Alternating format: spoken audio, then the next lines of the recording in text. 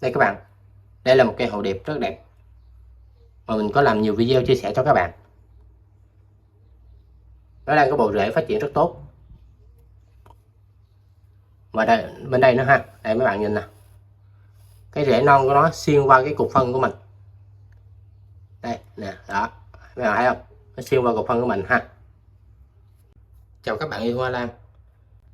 Thì nhằm đem đến cho các bạn nhiều phương pháp và nhiều sự lựa chọn trong vấn đề chăm sóc cây lan của mình, thì hôm nay Cuộc Sống Vật mình sẽ chia sẻ cho các bạn một cái phương pháp rất đơn giản và dễ thực hiện mà mình đã áp dụng để cho cây lan của mình luôn khỏe mạnh, có bộ rễ dài và luôn xanh tốt, bộ lá luôn cứng cáp. Và đặc biệt đối với những cây ngọc điểm khi mới trồng, thì đối với ngọc điểm mới trồng thì mấy bạn cũng biết rồi, nó rất là khó để ra rễ. Thì cây này hôm bữa mình có làm cái video hướng dẫn cho các bạn cách trồng rồi ha. Các bạn nhìn nè, mình trồng vào một cái chậu đất nung khá là đẹp.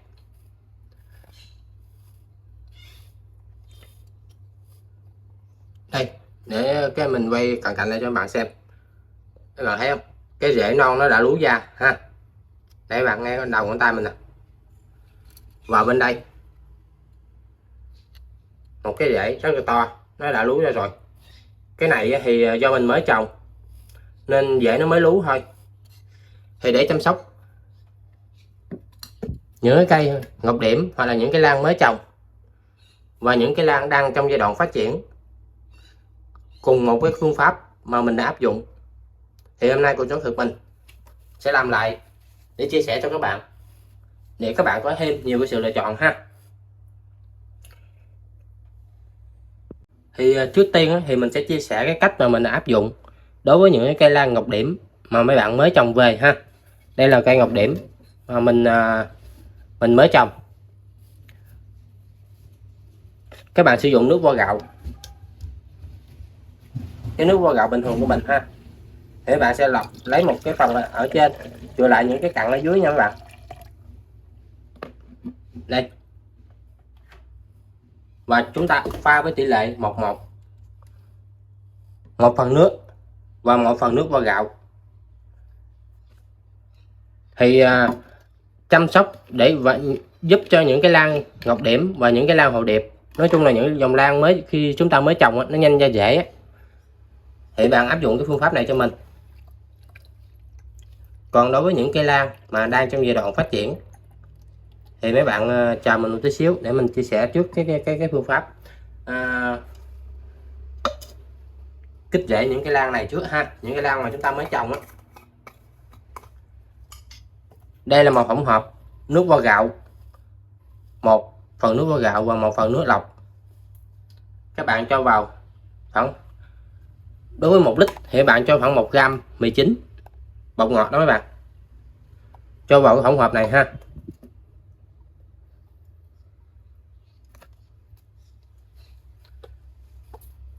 Mấy bạn lưu ý, chúng ta chỉ cho mì chính vào cái hỗn hợp này và tưới cho những cái lan mới trồng chưa có ra rễ. Còn những cái lan đã phát triển thì chúng ta không nên hạn chế cho mì chính ha. Các bạn lắc đều cái hỗn hợp này lên và tưới cho cây lan của mình. Các bạn tưới đều mặt trên và mặt dưới của lá.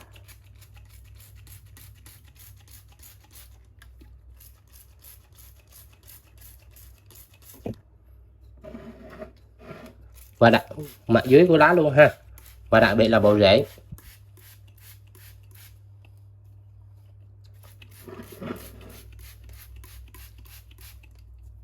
Riêng đối với dòng lan ngọc điểm thì nó rất là ưa ẩm và thích sự thông thoáng. Thì nếu được thì mấy bạn sẽ tăng cái độ cái độ ẩm hơi nước cho cái cây lan của mình khi chúng ta mới trồng. Thì làm như thế cái cây lan của chúng ta nó sẽ nhanh ra rễ hơn.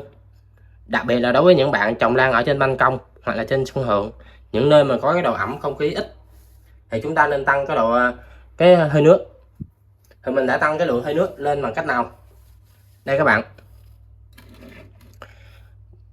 mấy bạn trồng như thế này, bình thường như thế này, và ở phần dưới của cái đáy chậu đây mình có bỏ một ít cái rong rừng, các bạn nhét một ít rong rừng ở dưới cái phần đáy, phần dưới đây, trong đây nè các bạn. Đấy, thì khi mấy bạn tưới á, thì cái lượng rong rừng này thì mấy bạn cũng biết rồi, nó hút nước rất là nhiều, nó sẽ giúp tăng cái độ ẩm cho cái gốc lan của chúng ta, giúp cho kích thích cái rễ lan của chúng ta mau phát triển. Và đây là kết quả sau khoảng 20 mấy ngày mình trồng.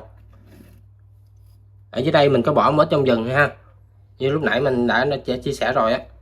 Mấy bạn thấy cái bộ rễ, cái rễ non của nó đã lú ra nè, đó. Và cái rễ bên đây vẫn vậy ha, nó có hai chỗ được nha các bạn, phần này ở đây và phần ở dưới đây. Đây, hơi khó nhìn tí xíu đó, các bạn thấy nó đã lú cái rễ ra rồi ha. Thì mình tưới, thời gian tưới như thế nào với cái hỗn hợp nước vo gạo và cái bột ngọt này cho những cây lan mới trồng, thì các bạn cứ tưới ngày cách ngày, một ngày tưới bằng cái hỗn hợp này và một ngày tưới bằng nước. Nói chung là tưới ngày cách ngày ha. Còn trong cái nước vo gạo á, thì nó có rất nhiều cái chất dinh dưỡng nhằm giúp cho cây lan của chúng ta không bị mất sức trong giai đoạn mới trồng. Nó hấp thụ được một phần chất dinh dưỡng qua lá, và việc chúng ta tưới lên lá và tưới vào những cái bộ rễ còn lại như thế này, nó sẽ cung cấp được một phần cái chất dinh dưỡng cho cái lan của chúng ta. Còn về bột ngọt thì nó cũng có những cái hormone kích thích cái sự ra rễ nhanh hơn trong khi cây lan chúng ta mới trồng. Đây là phương pháp mà mình đã áp dụng đối với những cây lan khi mới trồng chưa có ra rễ, thì ngày chúng ta tưới ngày cách ngày. Còn đối với những cây lan đang trong giai đoạn phát triển như thế này thì các bạn chỉ sử dụng nước vo gạo, đừng bỏ mì chính vào ha.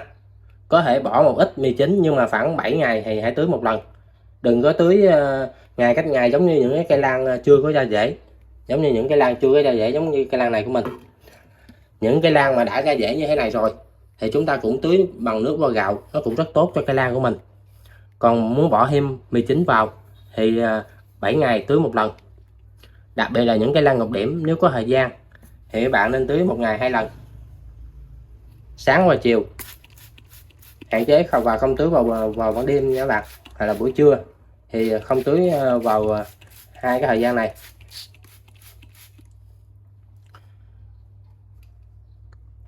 Hồ điệp thì mấy bạn cũng chăm sóc giống như vậy, mấy bạn cũng tưới nước vo gạo. Nước vo gạo thì mấy bạn đều có thể tưới ngày cách ngày hết. Hồ điệp mình đang nói đây là hồ điệp ha. Còn cái mì chính á, thì mấy bạn khoảng 7 ngày chúng ta cho vào một lần, hoặc là khi cây lan đang phát triển như thế này chúng ta chỉ cần tưới nước vo gạo thôi là đủ. Ngoài cái việc tưới nước vo gạo để cung cấp những cái dưỡng chất cho cây lan thì các bạn nên mua thêm những cái loại phân tăng chậm, hoặc là những cái loại phân trùng quế. Đây là một cái túi phân trùng quế mà mình đã bỏ cho cây lan của mình. Để các bạn thấy cái rễ nó xuyên qua cái cục phân trùng quế. Thôi thì cô sống vật mình xin chia sẻ một chút xíu cái kinh nghiệm chăm sóc lan, đặc biệt là đối với những cây lan ngọc điểm khi chúng ta mới trồng để giúp chúng mau ra rễ nhất có thể. Thì nếu các bạn trồng lan lâu năm có kinh nghiệm hay có ý kiến nào khác thì hãy chia sẻ bên dưới video để cho mình cũng như các bạn mới có thêm chút kinh nghiệm ha, nhằm giúp chăm sóc cho những cây lan của mình được tốt hơn. Rồi thì cuộc sống vật mình xin kết thúc video tại đây. Rất cảm ơn các bạn đã theo dõi. Hãy đăng ký kênh ủng hộ mình để khi mà có nhiều cái phương pháp chăm sóc lan mới và hay thì mình sẽ làm video chia sẻ cho các bạn. Mình cây lan ngọc điểm này thì mình có bữa mình có làm cái video chia sẻ cách trồng rồi, mình sẽ để đường link trong cái phần mô tả. Nếu các bạn thấy thích hãy bấm vào cái phần mô tả đó để xem chi tiết cái cách mình trồng như thế nào ha. Đây mình để sai cho các bạn xem. rất là đẹp ha. Mình đang nói cây lan ngọc điểm á, cây lan hồi điểm này cũng rất là đẹp luôn. Rồi mình xin chào tạm biệt các bạn ha, hẹn gặp lại các bạn trong những video lần sau.